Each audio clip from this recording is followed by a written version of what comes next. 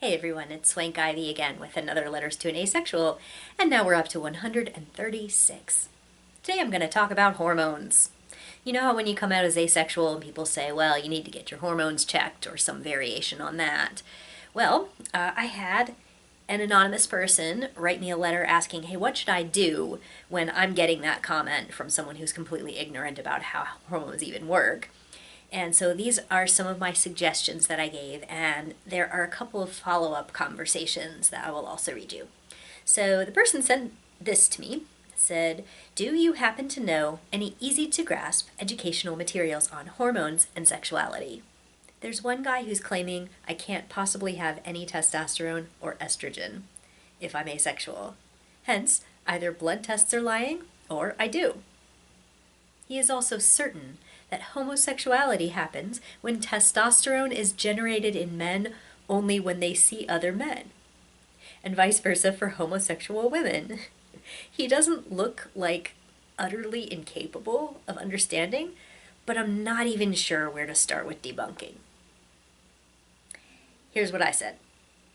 Wow, this person doesn't have any idea how hormones work. Testosterone isn't generated in bodies because of exposure to people they're attracted to. That's super weird. If you had no estrogen or testosterone, you would have a biological condition or variation, which may or may not also be an intersex variation. If you have any secondary sex characteristics, hormones are what made them happen. Many people who pretend they understand biology somehow still have no idea that hormones do things other than interact with your sexual desires. If a hormone is absent, there are generally multiple observable biological consequences. That is not the same thing as asexuality. You seem to be talking to someone who literally does not understand how human biology works at all, but is trying to science you, despite having a laughable understanding of hormone production in humans. Here is a thread on Avon where people who identify as asexual spectrum are discussing their hormone tests. Many of them were normal. Some had higher levels of hormones that should make them want sex. And I linked to an asexuality.org link. And here is a nice laying out of why get your hormones checked is ridiculous, along with a good list of hormonally related biological signs that you could expect to see if you did have a hormonal imbalance. And I linked to an article on asexualityarchive.com.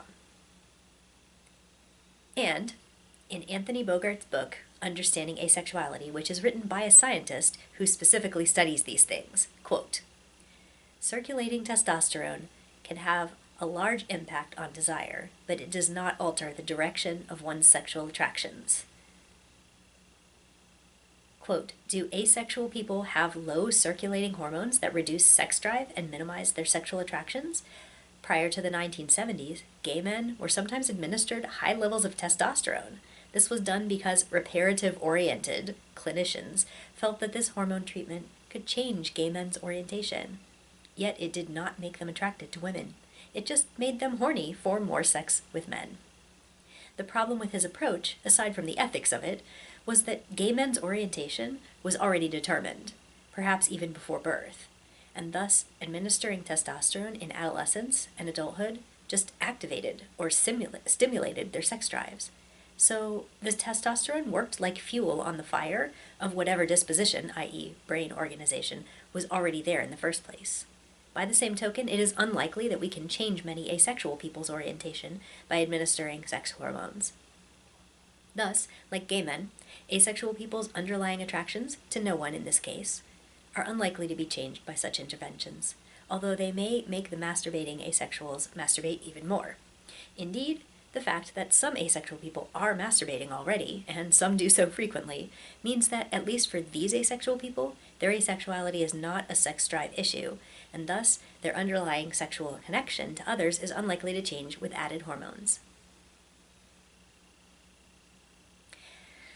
But, just so you know, people who say things like this usually don't actually want the science. They want to shut you up, because they instinctively know, without researching, that there's something wrong with you. Their agenda is generally silence, not science. So someone else wrote to me in response to that conversation and said, in regards to the hormones equals sexual attraction talk that you posted, I'm a female-bodied asexual with a body that produces levels of testosterone on par with the average male. Yes, testosterone makes for a pretty high libido. No, I still don't experience sexual attraction. So, the people who like to science at asexuals really have no idea how sex hormones work. And yes, it's medically documented for the walnuts who like to thumb their noses about paperwork. I replied, exactly. Some of the people in one of the links I posted said they dealt with the same thing. They had a condition or variation that caused them to have higher than average hormones, and yet they did not feel sexually attracted to or interested in people. I'm pretty sick of people thinking we're not legitimate or qualified to describe our experiences unless we have scientific documentation, when in fact they don't even know what that documentation would look like, and don't understand what claims we're even making. And the original commenter who had sent me the initial question sent me a follow-up and said, thanks for your reply about hormones. It was very helpful. Just wanted to let you know that I used those arguments. And this guy even admitted he might be wrong with his hormone theory. And that maybe I could have some hormones after all. Bad news, he still believes I must be sick in some way. As well as all non-cishet people out there. And that there must be facilities researching the causes and treatments to cure humanity from our menace. So yeah, at the end, you were right. I reply, oh good, eugenics and heteronormative jackassery. Had a guy like this in one of my videos. Maybe they know each other. So, that's all I have to say on that topic. If you've ever received that comment about get your hormones checked, I'm curious if you've ever had any success trying to explain to people that it's not about hormones, and also that people who do have hormone variations are not necessarily asexual because of that. So, yeah, that wraps this one up, and I will see y'all in the next one. Thanks for watching.